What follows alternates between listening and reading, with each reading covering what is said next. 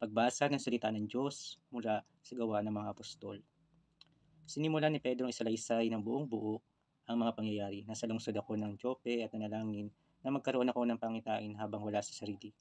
May kung anong malaking mantel na bumababa mula sa langit, malapit sa akin at palabag sa lupa.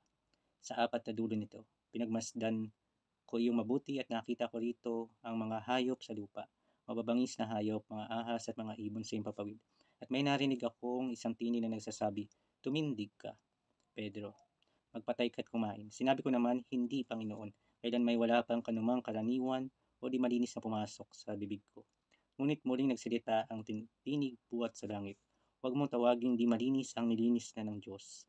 3 beses itong nangyari at pagkatapos nila iyon pabalik sa langit.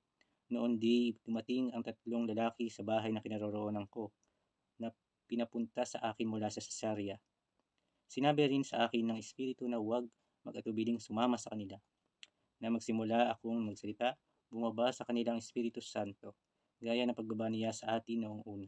At naalala ko ang sinabi ng Panginoon, "Bininyagan kayo ni Juan sa tubig, ngunit binibinyagan kayo sa Espiritu Santo." Kung ibinigay sa kanila ng Diyos ang parehong kaloob na ibinigay rin niya sa atin nang sumasampalataya tayo sa Panginoong Hesukristo, sino ako para hadlangan ang Diyos? Mga kapundaang salita ng Diyos. Salamat sa Diyos.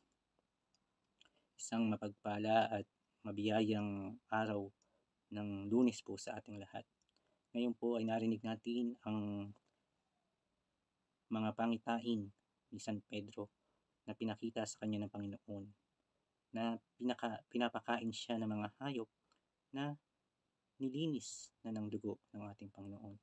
Ibig sabihin po, wala nang hindi malinis na hayop ang hindi pwede natin kainin, kundi lahat ng ipinagbabawal na kainin dati ay nilinis na ng Panginoon. Ibig sabihin po, tayo ay malaya na sa ating mga kasalanan.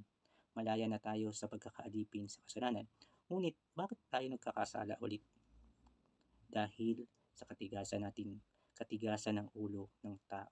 At nais ng Diyos na mapawi ang kasalanan sa buhay natin.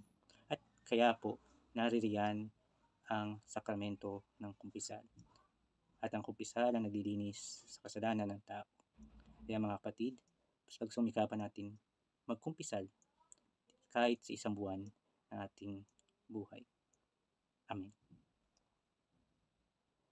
Ama namin, sumasalangit ka, sambahin ng ngalan mo, mapasamin ang karyan mo, sundin ang loob mo dito sa lupa, paano sa langit.